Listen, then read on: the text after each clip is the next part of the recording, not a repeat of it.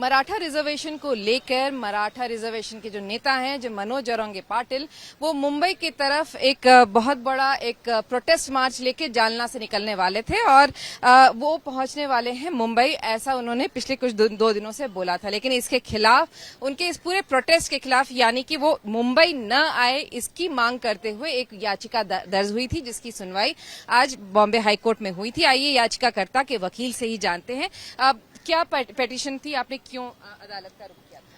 हम लोग ने पिटीशन इसके लिए फाइल किया था बिकॉज उन लोग ने सोशल मीडिया में बताया गया था कि 29 अगस्त को वो मार्च लेके आ रहे with lakhs of people, like 12 to 13 lakhs उनकी गाड़ियां, मतलब we can't count how many protest are going to join that protest.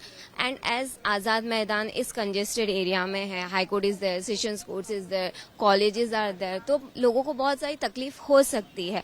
इसके लिए हमने डिमांड किया कि आजाद मैदान में वो प्रोटेस्ट ना करे, ताकि और सरकार उनको एक अलग दूसरी वेन्यू दिया जाए जहां पे वो इजीली प्रोटेस्ट कर पाए, और जो यहाँ के मुंबईकर्स हैं उनका भी जो राइट टू लाइफ है आर्टिकल 21 वो भी वायलेट ना हो।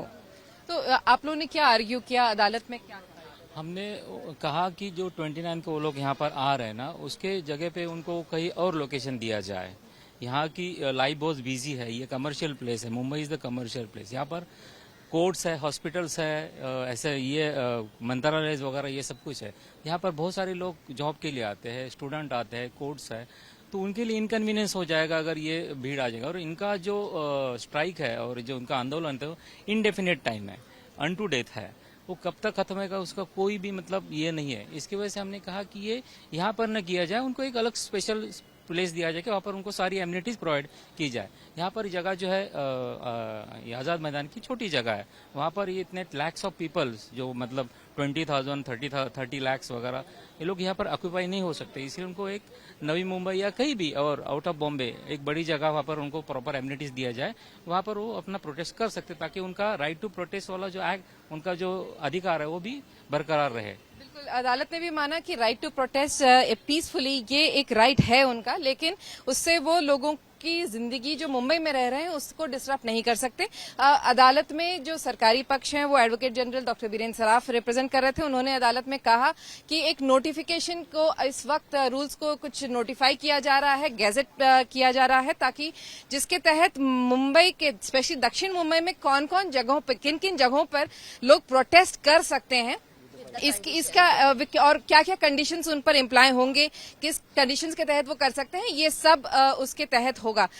अदालत ने इन सभी बातों पर क्या कहा? अदालत ने जब और ऊपर से साथ में प्रोसिक्यूशन मतलब जो एडवोकेट जनरल थे उन्होंने ये भी कहा कि खारघर में हम उनको अलग दे देंगे इलाका जहां पे वो प्रोटेस्ट कर सकते हैं। तो अदालत ने क्या कहा? अदालत ने कहा कि ये सारा डिसीजन पुलिस अथॉरिटी के पास है, वो उनको एक कोई जगह है वो अलॉट कर सकते हैं वहाँ पर उनको, जहाँ पर उनका जो प्रोटेस्ट है वो पीसफुली वो लोग कर सकते हैं।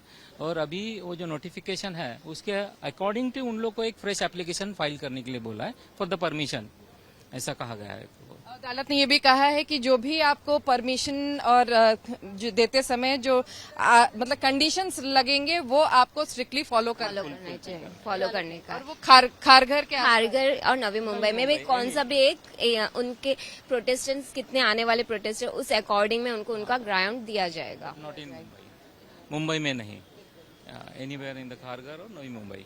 तो अदालत ने साफ किया कि खारघर के इलाके में जो अगर कोई अल्टरनेट अरेंजमेंट हो सकता है तो वो बेहतर है। मुंबई जैसे शहर को की तेज रफ्तार जिंदगी को अगर ब्रेक लग जाएगी तो ये भी सही नहीं है। मुंबई के लोगों की जीवन अस्त व्यस्त नहीं होनी चाहिए। भले ही प्रोटेस्टर्स का एक राइट है कि वो प्रोटेस्ट कर सकते हो, लेकिन राइट जो लोगों का है, मुंबईकरों का जो लाइफ है वो भी एक इम्पोर्टेंट राइट है।